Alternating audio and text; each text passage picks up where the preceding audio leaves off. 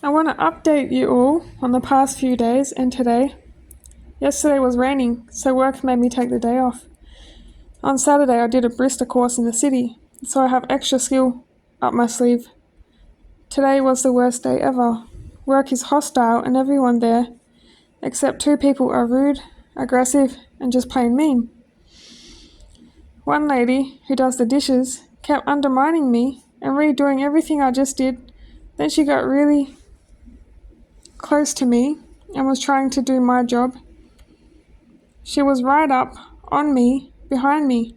With my reflexes, I accidentally elbowed her because I have boundaries, and she was bullying me and getting too close. It felt awkward because I suspect she is a lesbian too.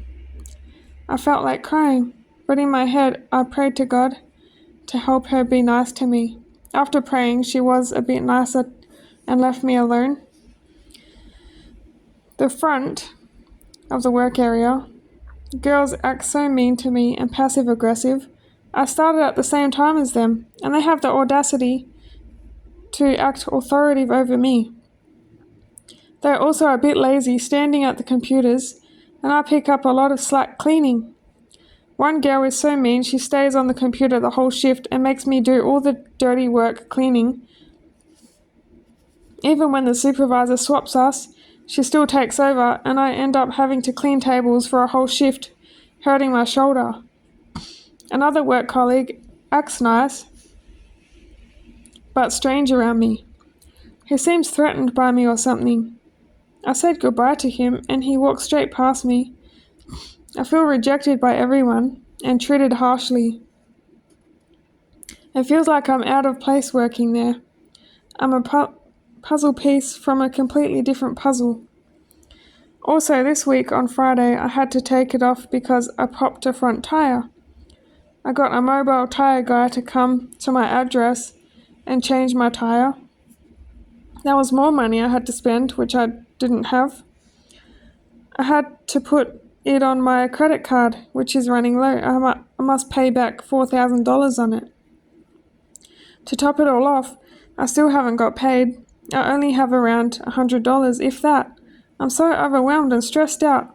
Although I'm good at putting on a good facade of being happy and calm. I have literally been praying to God for a good job with nice people and good pay. I'm waiting for a miracle. All I want is to find where I belong, with people that won't reject me, or switch up on me, or bully me. I just want to find real people.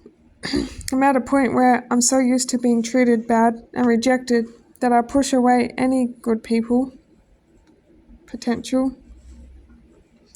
I don't want to push away the right people. They're just hard to find in this hostile world. I feel so alone, even in a huge crowd. My soul feels like an alien, and everyone is disgusted in me or something. I applied for a few bar jobs, but they are in the city, which is quite far.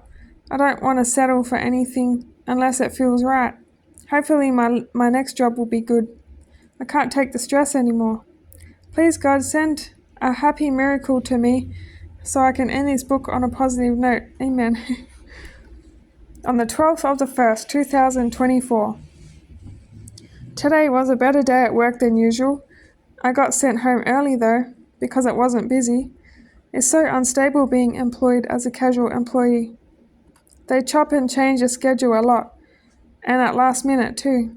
I got paid on Wednesday night, but it wasn't as much as I expected, considering I worked public holidays and over Christmas and over New Year's too. The pay week starts on a Thursday and ends on a Wednesday, so I must wait 2 more weeks to get the rest of my pay from previous hours I worked. I don't think I can live with a job that pays fortnightly, not in my circumstances. All the pay I got only covers my rent for this month. I also must get my cat de-sexed, so I've got to use the last of the money on my credit card. I have never been this low financially in my life. I don't know how I will buy food soon. Centrelink isn't helping me still. It's hard finding customers to clean houses for. My cleaning business Yeah. Because there's not many customers in West Melbourne. It's hard right now for me to afford advertising too. Even if I did have customers, I would become so depleted in energy that I would probably make myself sick from overworking and not having a break. I'll still be chasing money like a pig chasing a carrot on a stick. I want a holiday, but I can't, and it's sad because it's summer and I want to relax and enjoy it. I haven't had a holiday for years now. It turns out the reason the dishwasher lady was so rude to me the other day is because she has autism. No one told me. How was I supposed to know? I don't feel guilty about shoving her off me with my elbow though, because I wasn't warned about her condition. I forgive myself and won't react like that again, because now I know her better. I'll be like Jesus and walk away if I don't like something. The good thing about today is that I'm halfway into editing and finishing this book. I had to take a small break from writing today because my words started to become gibberish. 13th of the 1st. Today I cleaned Marguerite's house. I told her about how I'm struggling and how I'm not sure how I'll afford to get my cat desexed. She and her husband have become good friends with me, and they have helped me a lot. They said they would love if I put their names in my book too.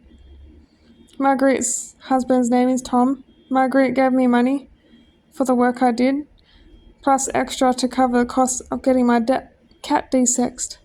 Marguerite also paid for me to do the barista course. I'm truly blessed to have these kinds of people in my life. Today, a girl I work with that took a kitten gave it back to me today because he peed next to her bed and her dog doesn't get along with it. I'm a bit disappointed in the whole situation. I rang the pound today. Marguerite rang them for me while I was cleaning. They couldn't take the kittens, but they said a local pound can take them. I feel emotional because I don't want them to be put down. They are too cute and good-natured. I'm emailing a few cat rescues first, hoping one can take the kittens because I really want them to find good homes. I put so much love and effort into toilet training them and getting them to eat and everything. They are so floppy like rag dolls too because they are so tame and fearless. I train them well. The kitten that came back to me loves being back with his siblings. He was shaking in my arms when he was being handed over to me. Mum cat loves that he is back. I don't want to break her heart again when I figure out what to do with the kittens. I think she will overcome her losses though, and hopefully the kittens end up in good homes. This is one of the kittens. She's probably 8 months now, something. 17th of the 1st. Today is difficult because the stress of having no money to spend is stressing me out. I ate the last of my cereal and milk this morning, and I don't have much left in the fridge and freezer. I've struggled financially in the past, and I've never struggled this bad before. I have some money on my credit card, but I don't want to use it. The credit card is almost empty, and I don't want more debt. I have anxiety and feel housebound today because of it.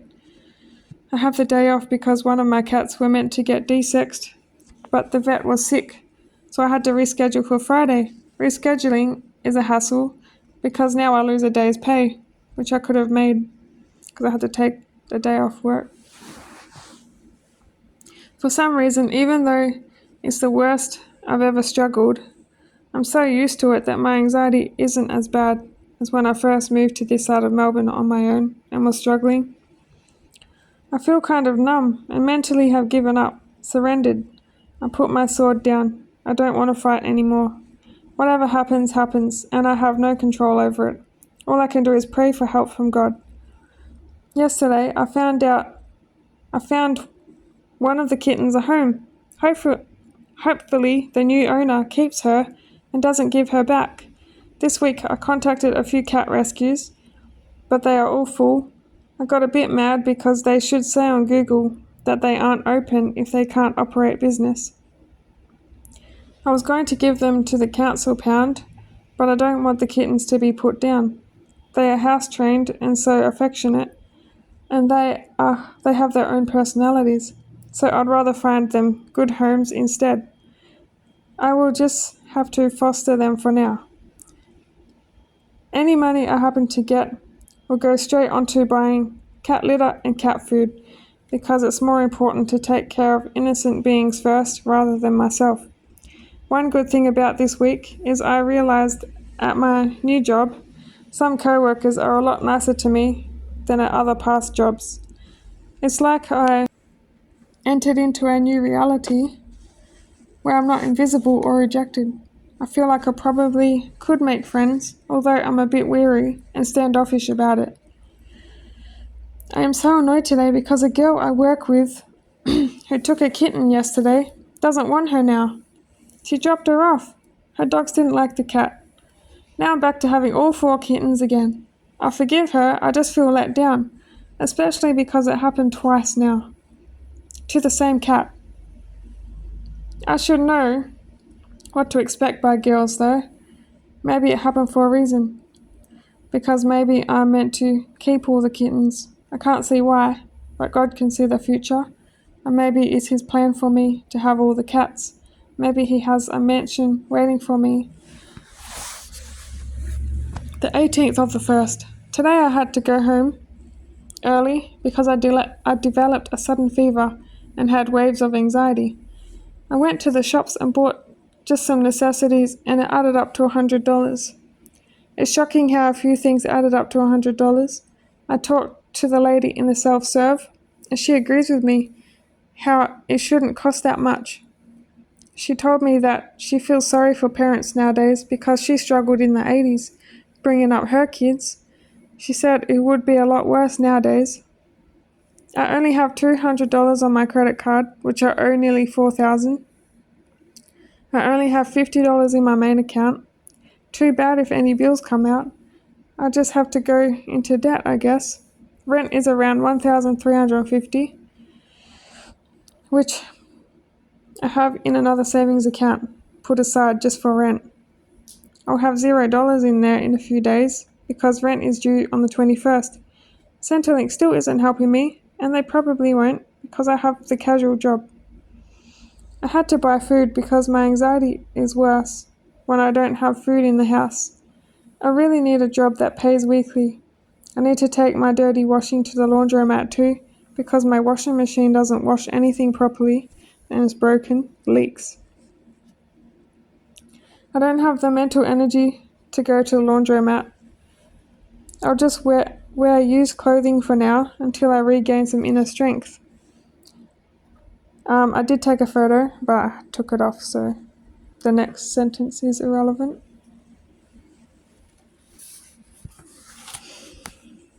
Yeah. Looks like I'll be eating cereal for dinners too. I had to buy gluten-free cereal because of my celiacs, which is more expensive. The government should make a law where gluten-free food costs the same as normal food. 19th of the 1st. Today's the 19th of January, and I was hoping that this year would be better.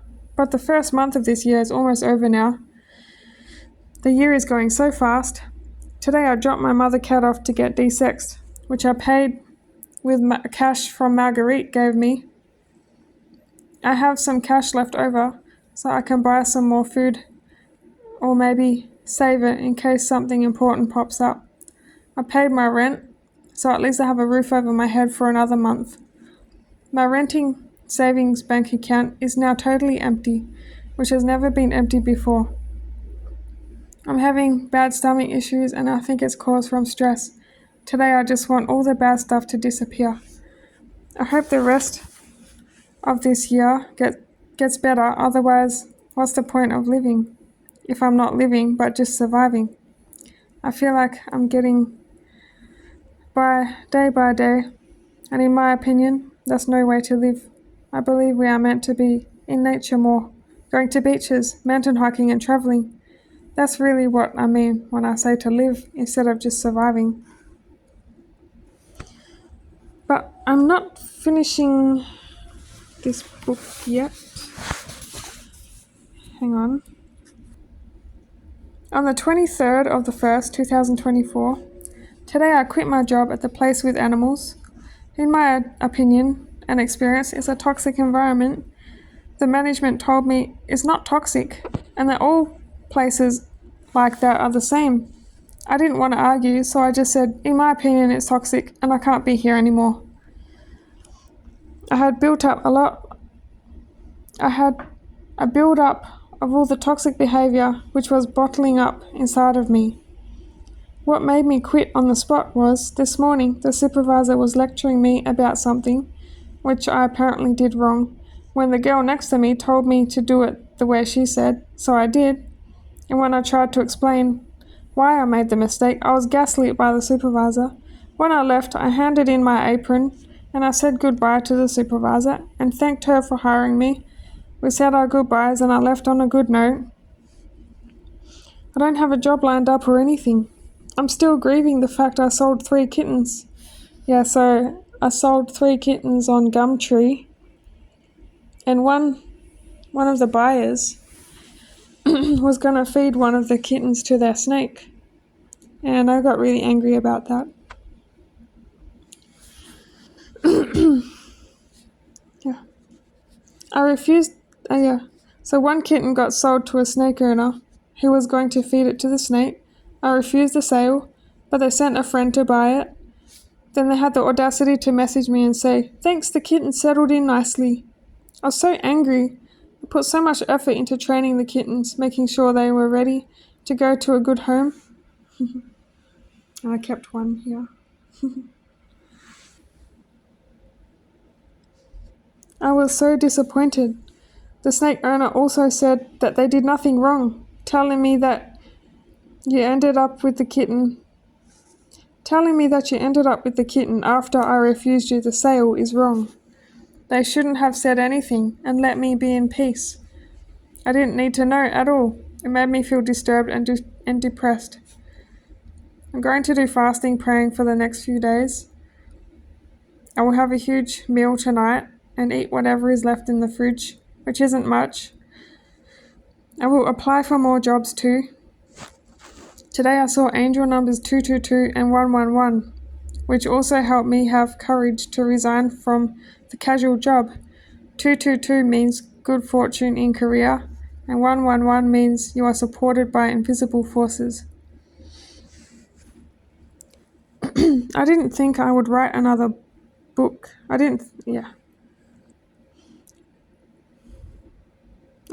26th of the 1st. The last few days, I've been sitting at home, intermittent fasting, and praying. I've applied for heaps of jobs too. I got paid on Wednesday, but it was way less than I expected. Over 300 of my pay went into superannuation, which is unfortunate, and a lot went to tax. That's one reason I would rather work for myself, so I have more control over my hard-earned money. I don't have enough to cover rent next month unless I find a job that pays a lot by some miracle. The cash I had in my purse, I had to spend on petrol and some food. It made me sad spending that cash because that cash I received from selling the kittens. I'm glad I had money though to buy food and petrol. I couldn't fully fast properly because it was the time of month of the female cycle for me, so I felt lethargic and had to eat after 5 p.m. And I found out later that I was very low in iron. That's why I had lethargy from celiac disease. I created some flyers for my cleaning business, but I only bought 100 because it's expensive to buy flyers from the site I created them on. It costed $44 for 100 flyers. I will letterbox job around a couple of rich suburbs. I went to Sanctuary Lakes. I went around all the rich suburbs there when I put the flyers out that day. I went to the gym today to burn some anger, anxiety, and bad emotions. It felt good going there because it felt good. I felt good in endorphins and positive energy afterwards. After the gym, I went to the shops and bought some cereal, milk, and fruit with my credit card, which I'm too afraid to look at. I'm just living day by day, praying and applying for jobs. Yesterday I cleaned my whole house and clipped my cats. My dishes were piled up and the carpets were covered in cat fur. I felt good after cleaning my house. It put me in a better state of mind. Hopefully my cats won't drop so much fur being clipped. It's summer, so they drop a lot of fur. I want to do some sewing, but I have no mental or physical energy to do it. I feel drained from anxiety and my creative power seems to be non-existent right now. Also, I feel angry and disappointed in myself because I put so much time and energy sewing containers full of headbands and not selling any because I had an Etsy shop, but I didn't sell any on there. So I've lost the will and inspiration to sew. I want to though, and just scared of my own rage.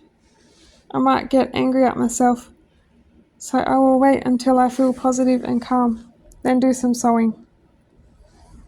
I'm going to clean Marguerite's house tomorrow, a cleaning customer and a friend. It's just for 2 hours, then I don't know what I'll do. I might look around at places I want to work and see if anywhere is hiring right now. I'll try my luck. This is my prayer for today. Dear God, please send real help into my life and a high-paying income. Thank you for providing for me every single day and bringing peace into my heart so that I don't worry about the future. Thank you for sending some of your best angels to take care of me and watch over me. I'm sorry for all the times I didn't have faith in you, God. Please show me a sign that you are hearing my prayer. Amen. Yesterday, I asked my old workplace for a separation certificate so that I can apply for welfare again. I'm just waiting patiently for my certificate. I had to cancel the job seeker claim because it was taking months to be approved. It was stuck in the processing stage. Now I'm applying for disaster help payment, which is a one-off payment. Just to help with bills. I can only apply for it with the separation certificate. I'm also praying to God to help me. I only have $400 in my rent account, less than $200 on my credit card. I have less than $200 in my main account for bills too. I'm going to keep praying for a job which pays weekly. I will apply for more jobs too.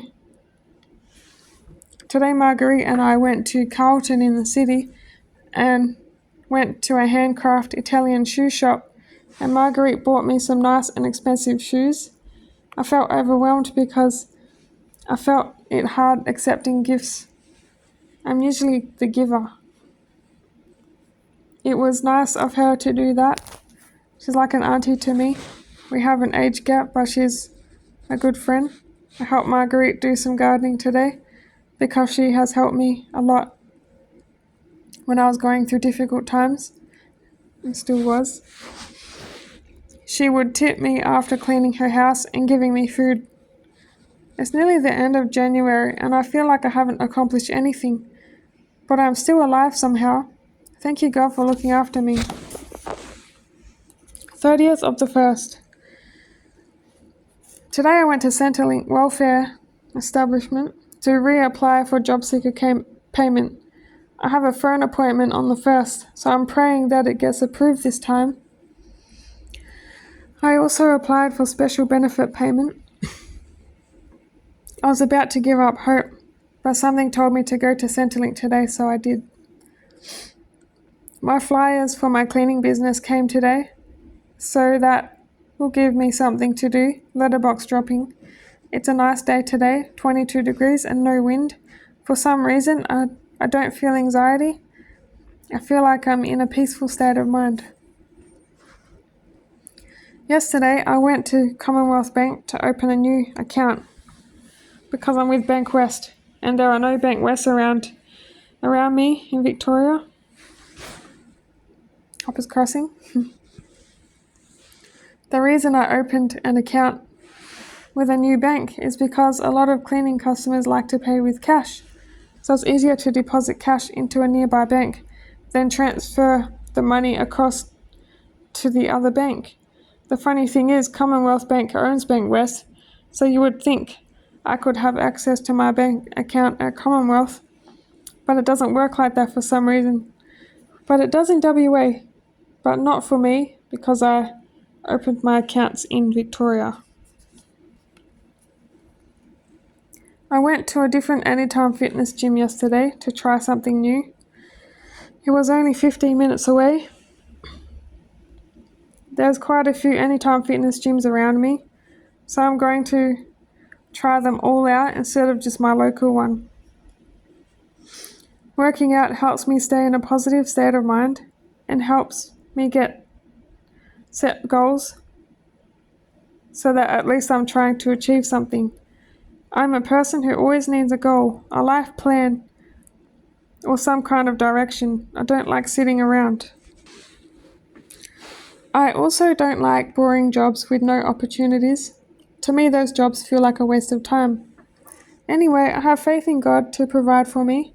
I have given God and my angels all my anxiety and fear. The angels keep nudging me to write this book, journal, so I will listen. Something interesting and out of the blue just happened. It's 8 p.m. My dad's best friend called me from an unknown number. He rang me to explain that he is not my real father. It was a long conversation about how he wouldn't be. He said he is willing to do a DNA test or send me results. The reason he even found out about me thinking he was my real father is because my youngest brother told one of my aunties in Perth about my YouTube videos, which I made talking about how my dad potentially isn't my real father. I am so happy he rang and gave me closure because my mum didn't give me closure when I asked her. She just laughed and didn't answer my question about who my real dad is. I'm so glad my dad's best friend wasn't angry or abusive over the phone. He was kind and understanding. I just deleted the YouTube video because I have closure now. All I wanted was the truth. The 1st of the 2nd, 2024. Today is the 1st of February and I've started another 3-day fast. Hopefully I'll be able to go through with it this time. I'm trying to get close to God so he can give me some life direction. Yesterday my dad's best friend rang me again and we talked for hours. He offered for me to stay at his vacant house if I decide to move back to WA.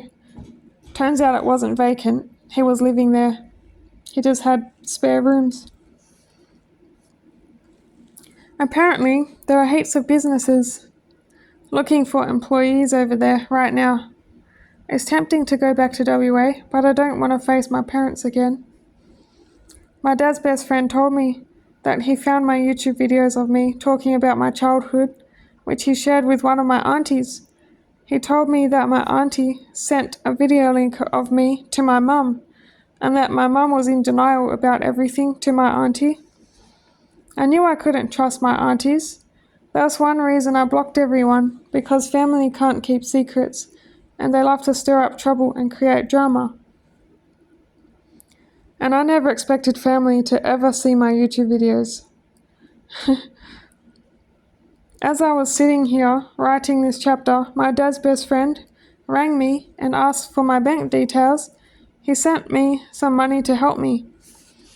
I feel so grateful and relieved. I'll now be okay for another month or so. Now I can focus more on finding a job. I was so worried and stressed out about money.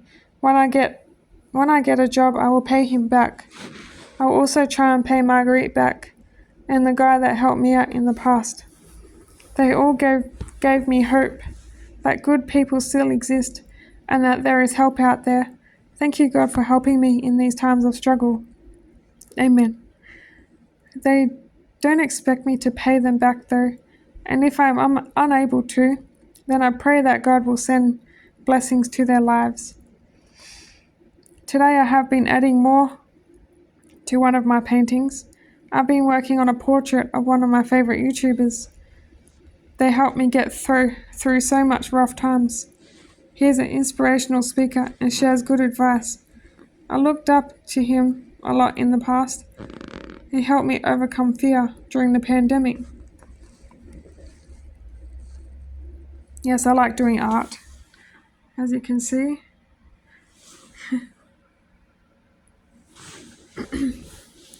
Today is the 3rd of April, and I've decided to finally write more in the book.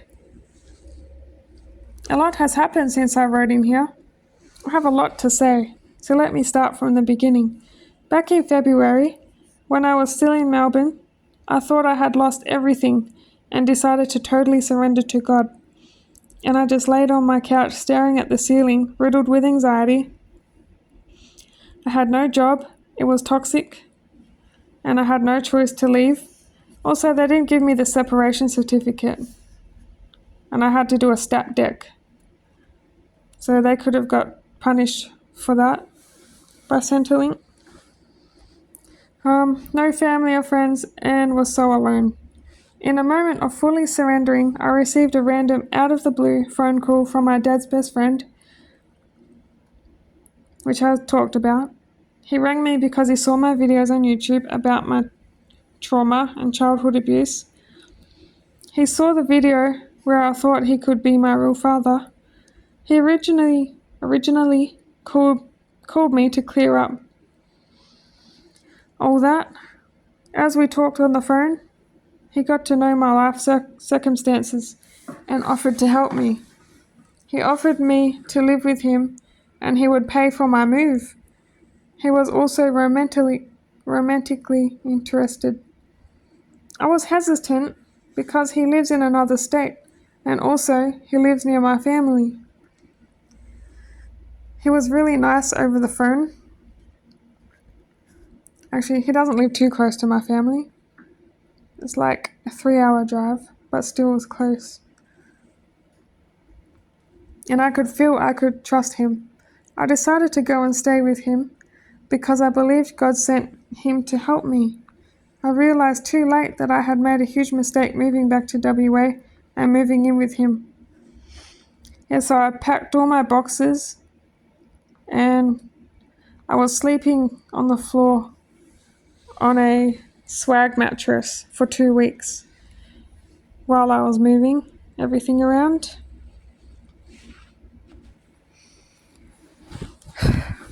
The reason I realized I made a mistake is because as soon as I arrived, he started controlling me and putting me down. I decided to put up with it because I truly believe God sent him to help me so I wouldn't become homeless. So I put up and tolerated it, keeping faith in God and his plan for me. Dad's best friend, I'm just going to call him John to make it easier, decided that I was his girlfriend without even asking me out. John kept pushing my boundaries and tried to financially trap me in a way by making me depend on him. I still have my own bank account and everything. It's hard to explain how he was manipulating me. He uses guilt and shame to control me. He makes me guilty that he helped me and says I used him as a stepping stone to get back to my home state. But that wasn't my intention at all. I was following where God was leading me. He keeps using money and gifts to guilt me with too. Yesterday I had enough of the mind games, isolation, imprisonment, and control, so I decided to leave John. Even though I had nowhere to go, No family or friends, or even money to survive with. I also left because John said if I get pregnant that I have to have an abortion, which it's my body, so I'll decide what to do. He got angry and emotional and called me non-stop all night last night. I answered a few times only to get put down and made to feel guilt and shame. He even said, "You know the sex is bad, don't you? I'm not with you for that though." I said, "Okay, I guess it's bad then," even though I didn't think that. He is at work now, so I have a bit more time and freedom to write this book. I got so annoyed by his aggressive and negative behavior. And then I started to think maybe this whole situation wasn't orchestrated from God, but maybe the devil instead. I have already spent 6 years in a toxic relationship, and I cannot do it again. I know the patterns, and I pull the wart out by the roots by ending it. He called me a cold-hearted narcissist, when he is the cold-hearted narcissist. So not long ago, I moved into a spare bedroom on the other side of the house after our breakup. Today, John kept crossing my boundaries and coming into my room. He sat on my bed, putting me down, making me cower and surrender to his control. I was shaking and picking at my blanket. It was like he was barking at me like a demonic dog with his piercing eyes. I kept saying, "Leave me alone, stop putting me down," but he refused to respect me and my boundaries. I put my head under the blankets and was praying to God while he was yelling at me. He kept trying to rip the blanket off my head and tried forcing me to stare into his eyes. I couldn't keep eye contact because I was scared, and he wouldn't go away. Over the next few nights, John kept coming into my bedroom when he came home from work, harassing me and waking me up with a fright. He would do the same thing, sit on my bed, lecturing me about what a bad person I am and how I'm a low-class citizen like my parents, and that I'll be poor like them. One night, I woke up to him standing, hovering next to my bed, as I was sleeping. It scared me so much that I told him if he does that again, I'll get a restraining order against him. I said to him that he looks like an axe murderer standing there like that. I knew I could get a restraining order on him because I secretly went to the police station the day before, behind his back, to find out what I can do in my situation. Because he oppressed me so much. Couldn't go anywhere, do anything. Man, it was horrible. I couldn't even eat what I wanted to eat. Couldn't cook in the kitchen. He just put me down about everything. The police couldn't help much because it's emotional abuse, not physical. They said the only thing I can do is go to court and get a restraining order on him. I didn't want to go through all that stress, so I went home but kept it in mind. Today I was going to ring some safe houses I could move to, but I chickened out because of fear. I'm looking at rentals and I have faith I will find where I'm meant to be. Why did God bring me back home state of WA? I just don't know why. Why did God bring me back here? The situation with John is suppressing me. I can't sing or whistle or be happy. I'm not allowed to wear what I want. I can't leave one crumb of evidence of my existence. It's oppressive and emotionally draining. Also, when I'm trying to watch a movie, he keeps ringing, and I had to keep pausing it to talk to him, and he just talked to me. And when I was at the gym, he just wanted to talk to me all the time because he's a truck driver, and he wanted to take all my time. So I had no time for myself at all. It was exhausting talking on the phone because I'm not really much of a talker.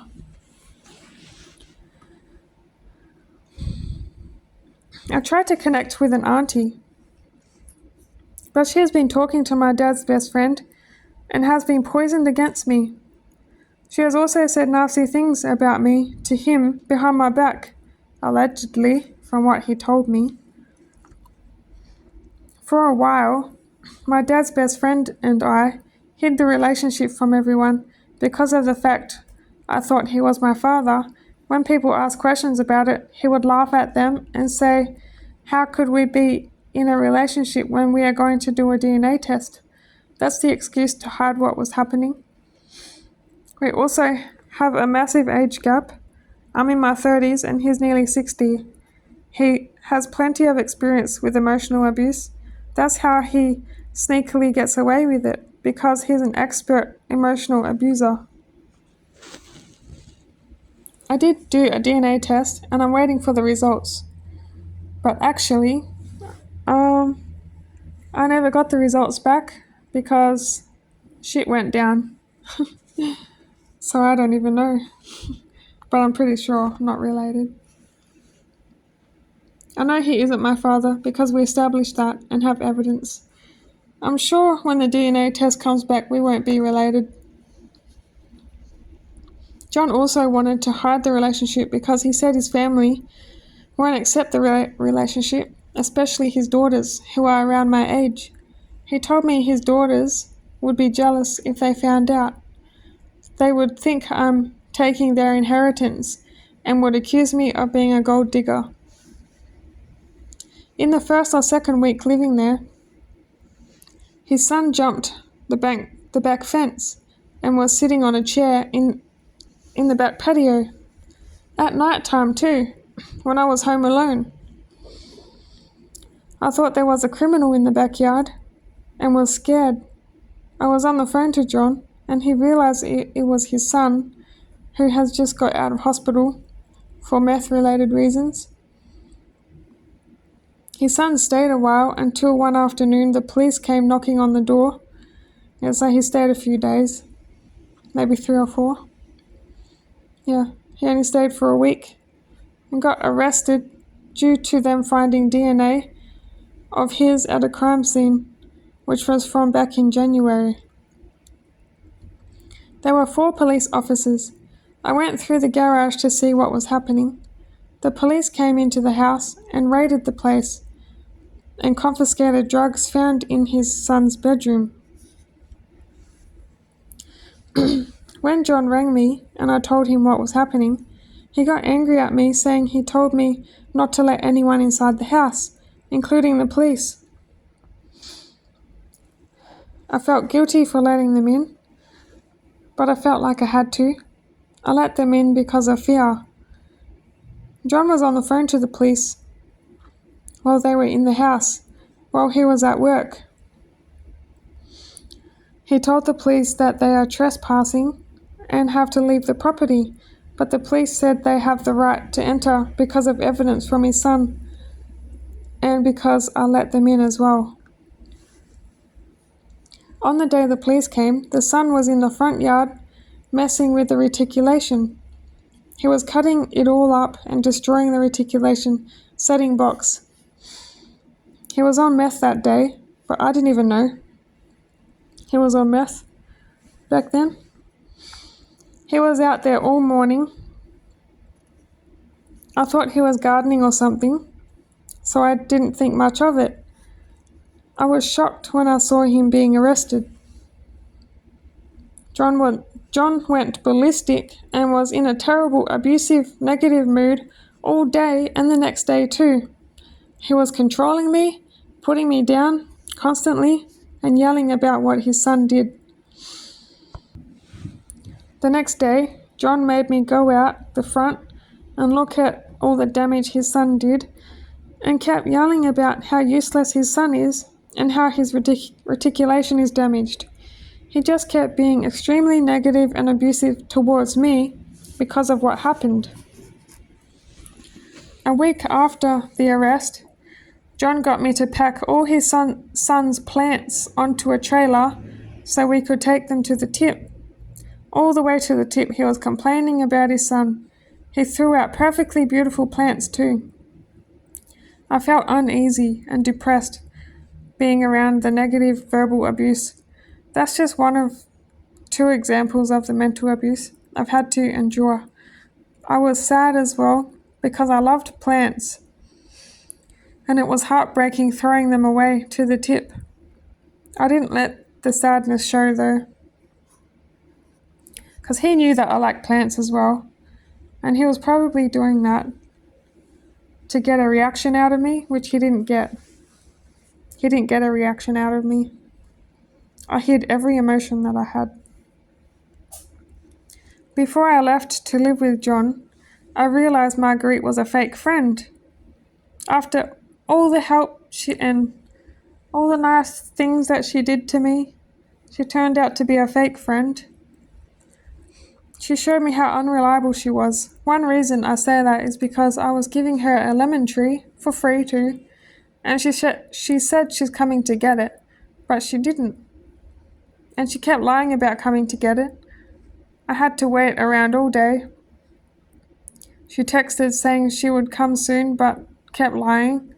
I missed out on lunch and dinner because I didn't have a fridge due to me selling it, and I was waiting for her all day, so I couldn't leave to get food from the shops. So I was hungry, and she had the audacity to not even say she changed her mind or anything. Then the next few days she kept saying she would come and get the lemon tree, but she never did. And one excuse was, my husband fell asleep. So I didn't care about the lemon tree or her. And I ended up leaving the tree at the property before I left. Had no choice. I was all out of time by then. She had a whole 2 weeks to get the lemon tree.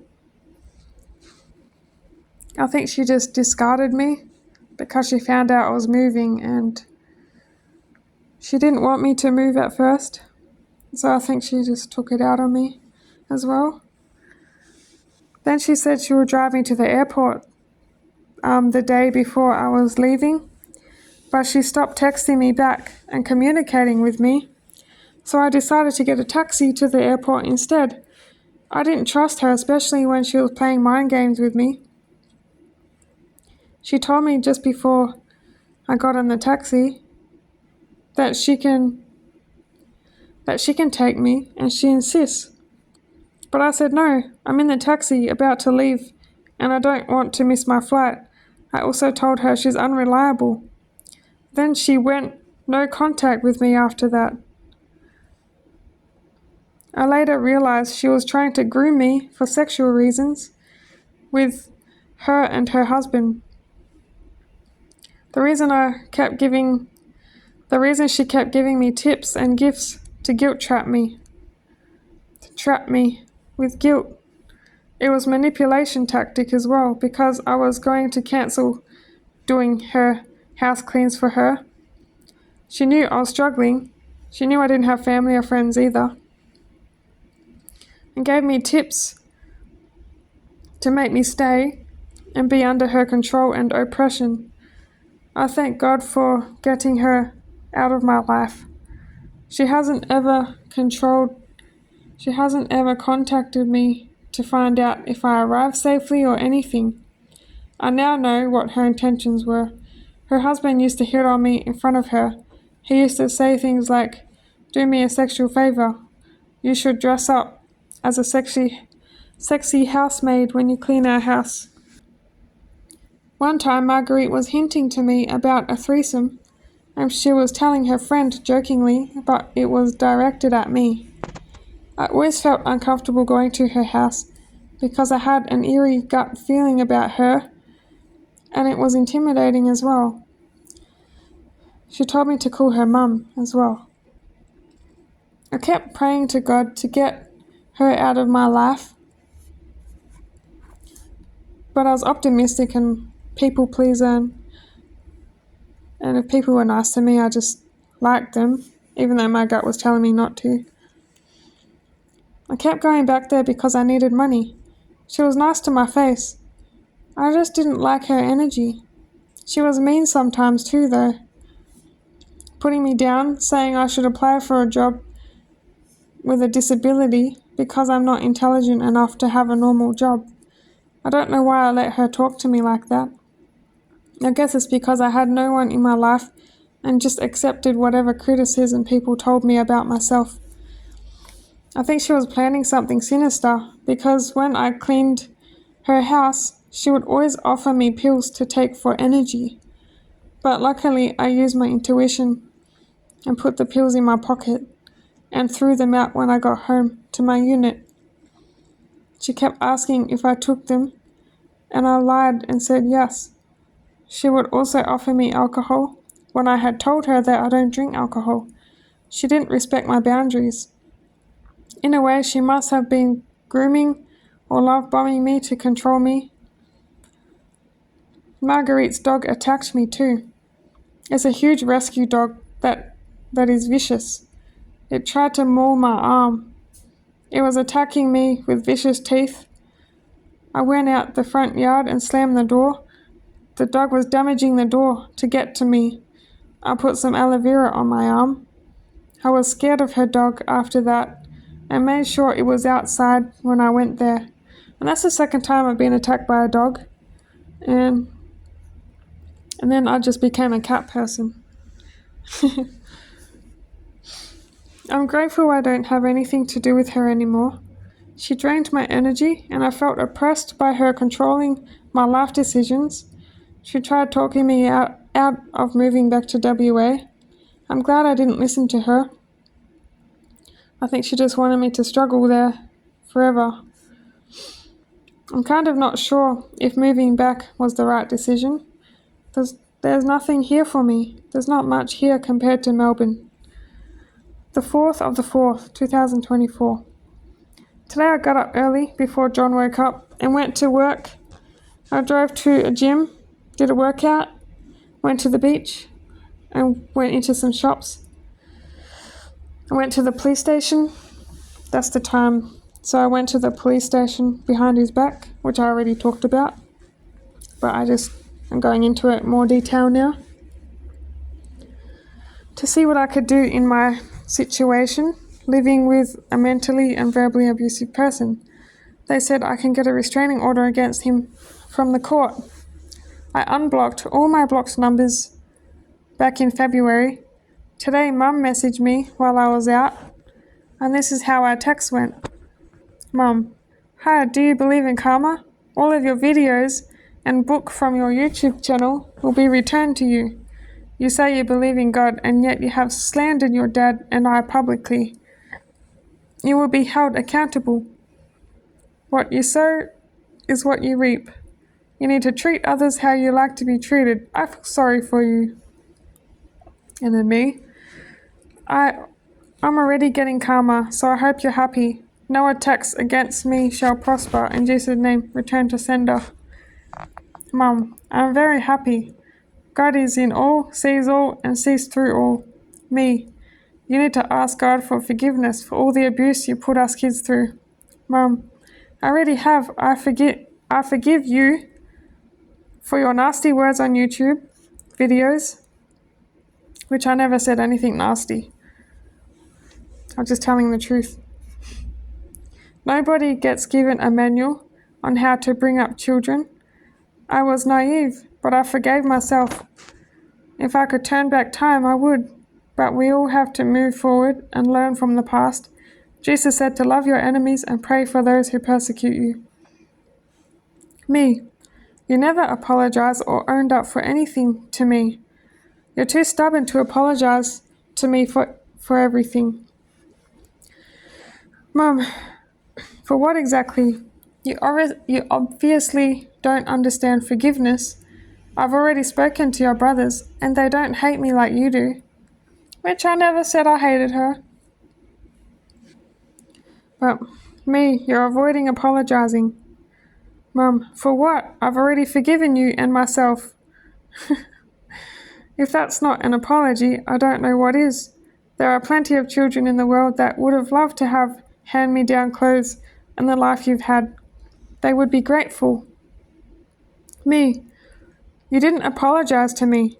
Letting Dad strap me every day, even when I went through puberty, making me sleep on a dirty old mattress, yelling and screaming at me for no reason, throwing my gifts in the bin, abusing me when I cleaned the house for you, breaking my trust when I told you things about my long-term ex in confidentiality, the way you treat animals like fireworks, making him feel safe and loved, then screaming at him down the street to funk off and go home. You always resented me, never wanted me around. You didn't show me love or kindness that mothers should show. And then Mum, now, how do you feel saying all that? Do you have sun rays coming out of your ass? Go look in the mirror. You don't see? Like I said before, if I could go back and change the past, I would. You can't tell me that you're perfect.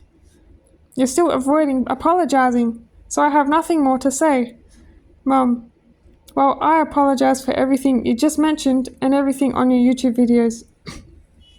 Me, okay, it's pretty cheap apologizing over text, but I guess that's all I'm going to get from you.